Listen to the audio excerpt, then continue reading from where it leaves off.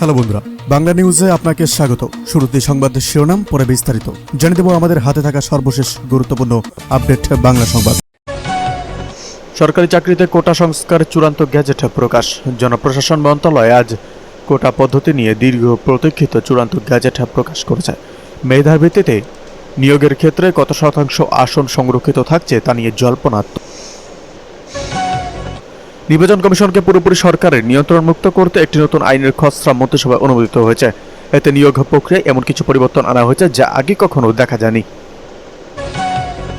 দীর্ঘ বিরতির পর সংসদ অধিবেশনে আজ এক উত্তপ্ত পরিস্থিতির সৃষ্টি হয়।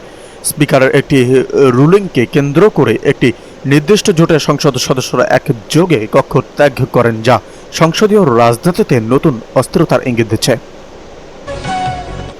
আগামী জাতীয় কাউন্সিলকে সামনে রেখে রাজনৈতিক মেরুকরণে পরিবর্তন আসছে। একাধিক ছোট দল মিলে একটি শক্তিশালী জোট গঠনের প্রক্রিয়া চূড়ান্ত পর্যায়ে রয়েছে বলে খবর পাওয়া গেছে। ইমাম ও মুয়াজ্জিনদের জন্য মাসিক ভাতার ঘোষণা। সারা দেশে 4,900-র বেশি ইমাম ও মুয়াজ্জিনকে সরকারি ভাতার আওতায় আনা হয়েছে। ধর্মীয় প্রতিষ্ঠানের এই বিশাল সংস্কার পরিকল্পনায় আর কি কি চমক থাকছে? সংসদে আজ হঠাৎ জানিয়ে উত্তপ্ত বিতর্ক। নতুন বাজেটে বরাদ্দ নিয়ে সরকারি ও বিরোধী দলের মধ্যে তীব্র বাক বিতণ্ডা শুরু হয়েছে। ঠিক কোন বিষয়টি নিয়ে সংসদ উত্তপ্ত হয়ে উঠল তা জানলে আপনি অবাক হবেন। সংখ্যালঘু সুরক্ষা আইন কতদূর এগোলো খসড়া? দেশে সংখ্যালঘু নিরাপত্তা নিশ্চিত করতে প্রস্তাবিত সুরক্ষা আইনের খসড়া চূড়ান্ত পর্যায়ে। আগামী সংসদ অধিবেশনে এটিকে উপস্থাপিত করা হবে। এদিকে দলীয় পদ থেকে সরে দাঁড়াচ্ছেন জুনায়েদ সাকি। গণসংহতি আন্দোলনের প্রধান সমাধানকারী পদ থেকে সরে দাঁড়াচ্ছেন সংগঠনটির শীর্ষ নেতা জুনায়েদ সাকি। শুক্রবার সন্ধ্যায় গণসংহতি আন্দোলনের কেন্দ্রীয় নির্বাহী কমিটির সদস্য বাচ্চু ভুইয়া বিষয়টি নিশ্চিত করেছেন। এদিকে বিষয়টি নিয়ে আনুষ্ঠানিক ঘোষণা দিতে শনিবার সকাল 11:30 ঢাকার হাতিরপুলের সংগঠনের কেন্দ্রীয় কার্যালয়ে সংবাদ সম্মেলনের আয়োজন করা হয়েছে। আজ প্রকাশিত এক বিজ্ঞপ্তিতে এই তথ্য জানানো হয়েছে। বিজ্ঞপ্তিতে বলা হয়, প্রধান সমাধানকারী দলীয় দায়িত্ব বিষয়ে অবহিত করতে এই সংবাদ সম্মেলন অনুষ্ঠিত হবে। সংবাদ সম্মেলনে জুনায়েদ সাকি নিজে উপস্থিত থাকবেন। এছাড়া দলের নির্বাহী সমাধানকারী আবুল হাসান রুবেল, রাজনৈতিক পরিষদের সদস্য দেওয়ান আব্দুর রশেদ নীলু, মনির উদ্দিন পাপ্পু, ফিরোজ আহমেদ, তাসলিমা আখতার এবং আরও অনেক নেতারা উপস্থিত থাকার কথা রয়েছে।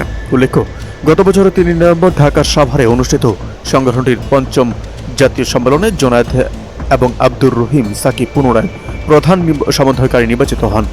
ওই সম্মেলনের সমাপনী অধিবেশনে 55 সদস্যের নতুন নির্বাহী কমিটিও। এদিকে আইসিইউওটির মতো 5টি জরুরি সেবা চালাতে বাড়তি জ্বালানি চাওয়া হয়েছে বলেন স্বাস্থ্যমন্ত্রী। দেশের হাসপাতালগুলোতে জরুরি সেবা অব্যাহত রাখতে সংশ্লিষ্ট মন্ত্রণালয়ের কাছে বাড়তি জ্বালানি চাওয়া হয়েছে বলে জানিয়েছেন স্বরাষ্ট্রমন্ত্রী ও স্বাস্থ্যমন্ত্রী সরদার মোহাম্মদ সাখাওয়াত হোসেন। শনিবার রাজধানী শাহবাগে এক অনুষ্ঠানের শেষে গণমাধ্যম কর্মীদের সঙ্গে আলাপকালে তিনি কথা জানান। স্বাস্থ্যমন্ত্রী বলেন, যুদ্ধ এমন একটা জিনিস, সারা বিশ্বব্যাপী এটা নাড়া দিয়েছে। কারণ বিশ্ব চলছে তেলে। এই জ্বালানি তেল যদি পর্যাপ্ত পরিমাণে না থাকে, আমাদের কোথায় কোথায় সর্বক্ষণিক বিদ্যুৎ প্রয়োজন। ওতে অপারেশন থিয়েটার দরকার, আইসিইউতে নিবিড় পরিচর্যা কেন্দ্র দরকার, সিসিইউতে করোনারি কেয়ার ইউনিটের দরকার, বেবি কেয়ার ওয়ার্ডের দরকার, লেবার রুমে দরকার। তিনি বলেন, স্বাস্থ্য মন্ত্রণালয়ের জন্য বাড়তি মজুত রাখার জন্য আমরা বিদ্যুৎ, জ্বালানি ও খনিজ সম্পদ মন্ত্রণালয়ে অনুরোধ করেছি। আমরা জন্য সেই মজুত রাখা হবে। এরপরে যদি জ্বালানি সংকট হয়, ডিজেলের মজুত বাড়িয়ে আমরা জেনারেটর রাখছি। 2টি করে বৈদ্যুতিক সঞ্চালন লাইটে টানা হচ্ছে। একটি লাইটে বা একটি লাইনে না পেলে যেন আরেকটি থেকে অন্তত ওই 5টি রুমে আমরা বিদ্যুৎ দিতে পারি। এদিকে জিয়াউর রহমান মুক্তিযুদ্ধের অনিবার্য চরিত্র বলেন প্রধানমন্ত্রী।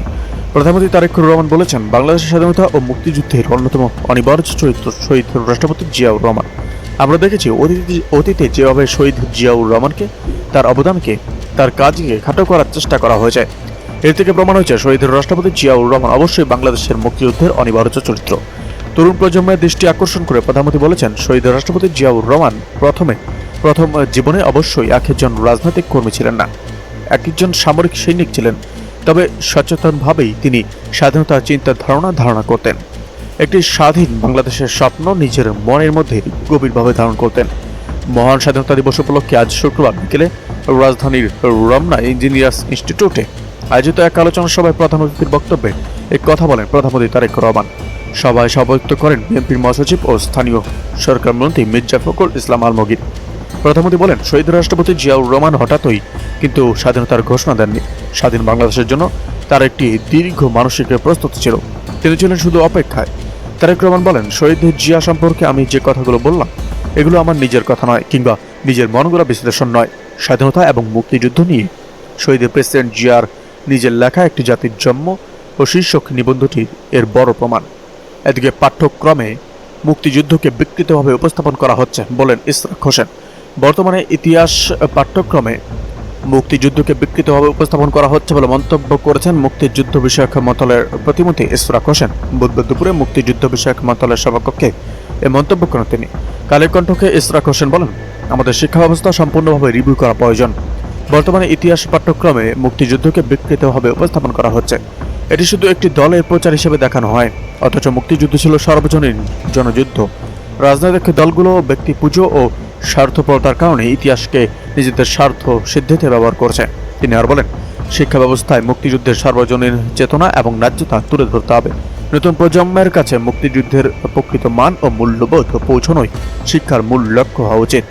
1971 সালে মুক্তিযুদ্ধ ও 2024 সালের গুরুত্ব তরুণ প্রজন্মের কাছে তুলে ধরার প্রসঙ্গে এই প্রতিমন্ত্রী বলেন, 1971 সালে যারা মুক্তিযুদ্ধে অংশগ্রহণ করেছিলেন তারা স্মরণীয় হয়ে থাকবেন। 2024-এর গণঅভ্যুত্থানকে হালকা করে দেখানো যাবে না। স্বাধীনতা বিরোধী দলরা মুক্তিযুদ্ধকে হেয় করার চেষ্টা করছে। তাই 71 সালের ইতিহাসকে সঠিক প্রেক্ষাপটে তুলে ধরা অত্যন্ত জরুরি।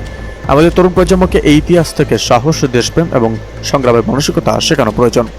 এদিকে মধ্যপ্রাচ্যে চলমান যুদ্ধ এই মুহূর্তে বন্ধ করার আহ্বান বিরোধী দলীয় নেতার।